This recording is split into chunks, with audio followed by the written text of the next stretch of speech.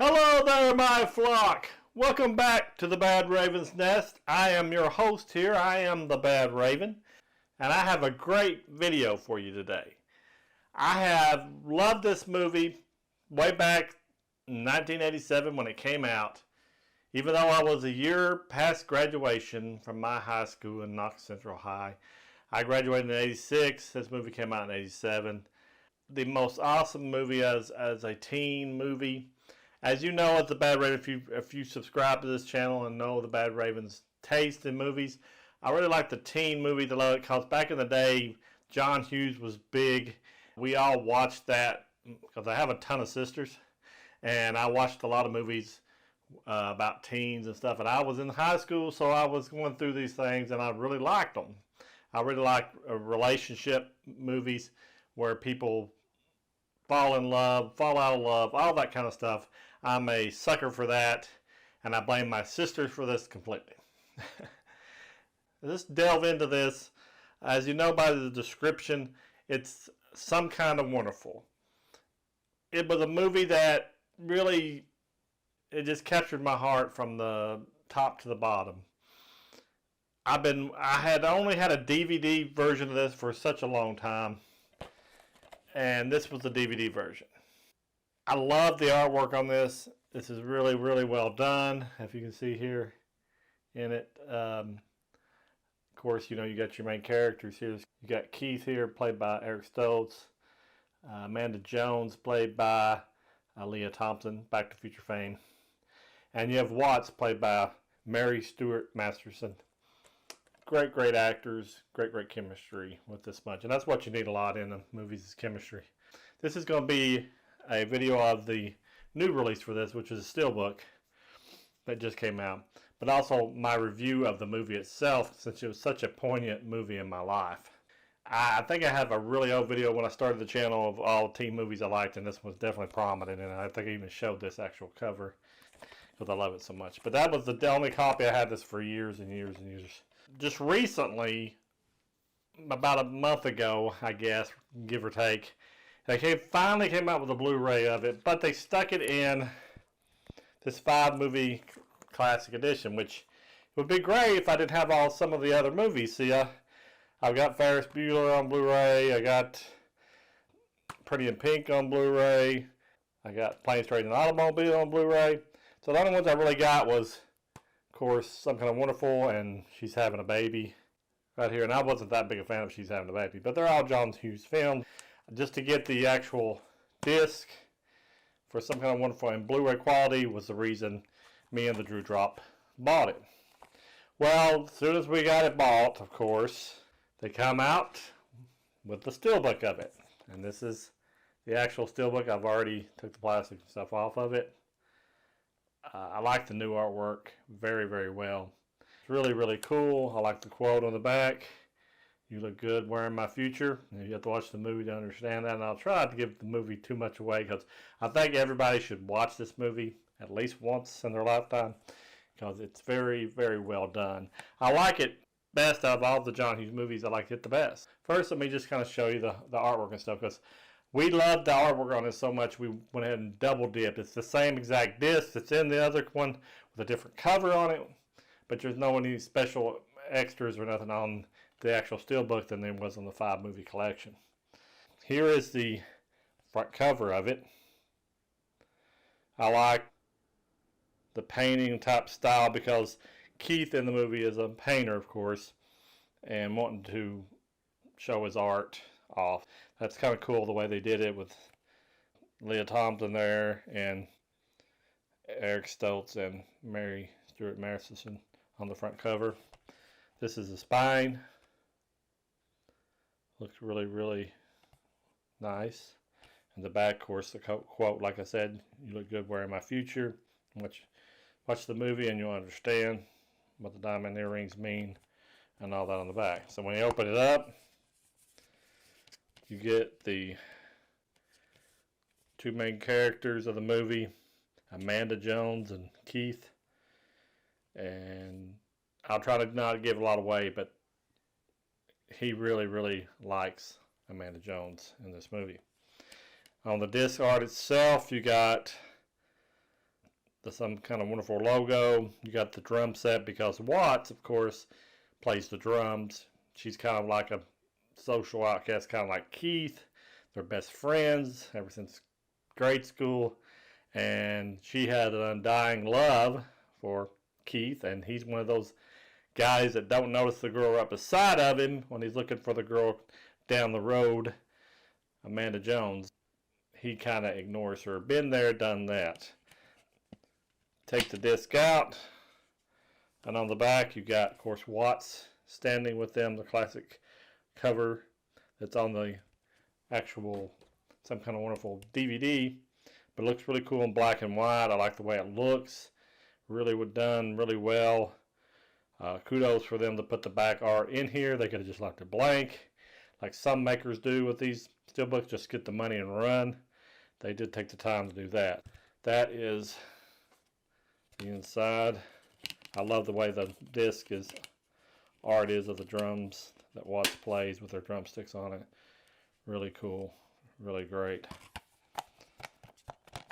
Now, getting back to the actual review of the movie, like I said, there was so much cool stuff in this movie. When I started watching it, I really dug the actual high school storyline. They're all going to high school. We've all been to high school. You can relate to that. You can relate to the rich kids, the cool kids or whatever, the A crowd, the B crowd, the C crowd, all that type of stuff. Really like the way they cast this movie. All the actors were so well done in it.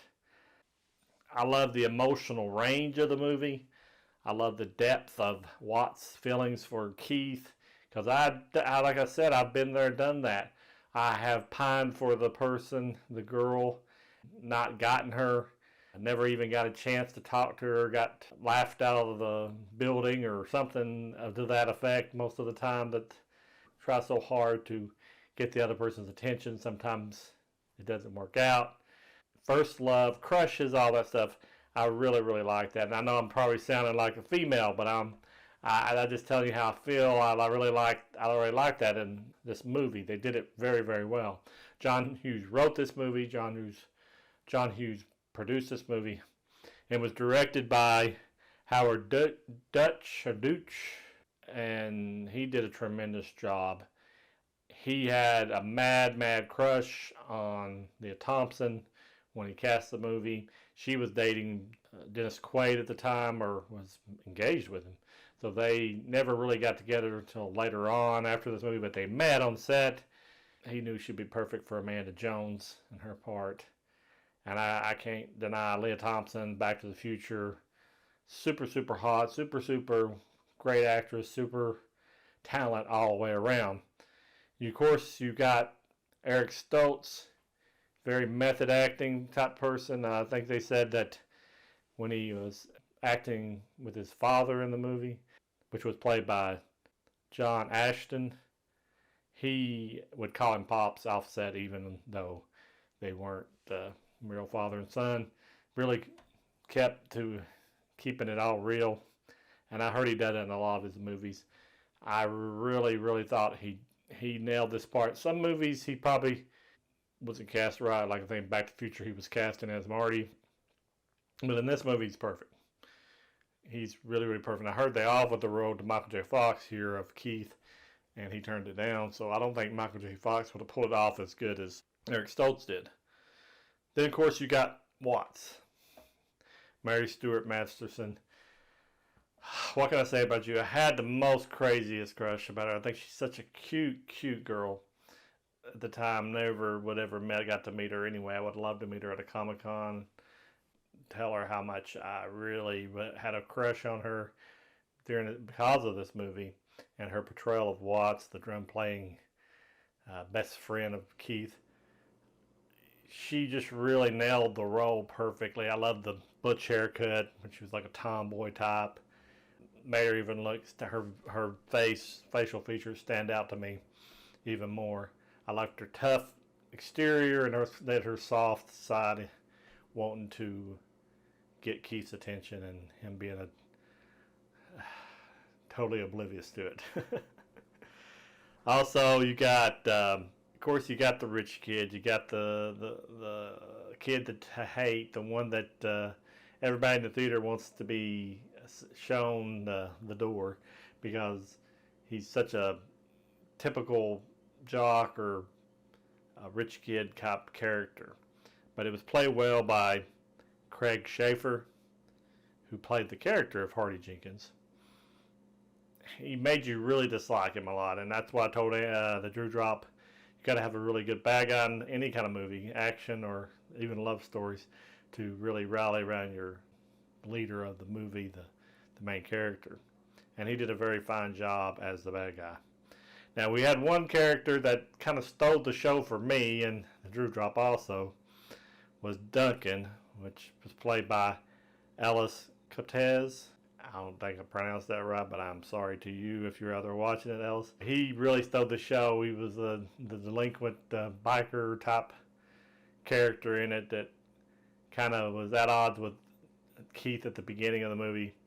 I thought he did tremendous. I heard they did reshoots to add more scenes for him because the test audience really liked him, and he just, without him, a lot of the humor would be lost. Well done casting on him. It really impressed me with that. Like I said, it's a John Hughes film he had just made, Pretty in Pink. This is coming out after that. It's kind of a twist on that. Like the girl was the main character, was the one that needed to find love, and you had Ducky after her. Of course, you have the switch.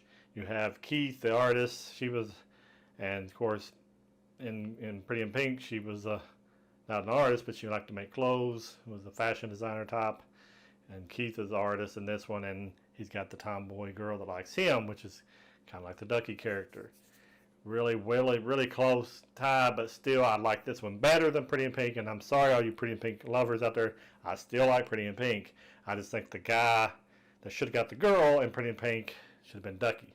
All I can say, it's been on my list forever wanting a Blu-ray for it, and now to have two different types of Blu-rays. If it comes on 4K, I'll probably end up buying it. I don't really need a 4K of it. I think this will be the best picture quality you really need for these types of movies. 4K would probably be a little overkill. Still, again, I like to buy multiples of any type of movie, and I really would like to buy a multiple of this one. If it came with a nice cover, would be really cool. Because I really dig the art of it. I really enjoyed watching these movies as a teenager. They really, all the Hughes movies really touched me in one way or another. This one was just one that really stood out to me as growing up back in the day. And I recommend it wholeheartedly to anybody that's not watched it, like I said before. But we're going to wrap this video up. I just wanted to make this video for you today and tell you that I appreciate you all, the flock members out there. Please like and subscribe and share this video. We're going to a road to 1,000 subscribers, and we're getting there slowly but surely. But everything that you do for this channel is greatly appreciated by Badraven and the Drewdrop. Whatever you can do to that end would be great. And always remember the Badraven is your friend, and keep coming back for more reviews and stuff like this. That I come out of my crazy mind. And I'm going to let you go, and I'll talk at you later, and goodbye.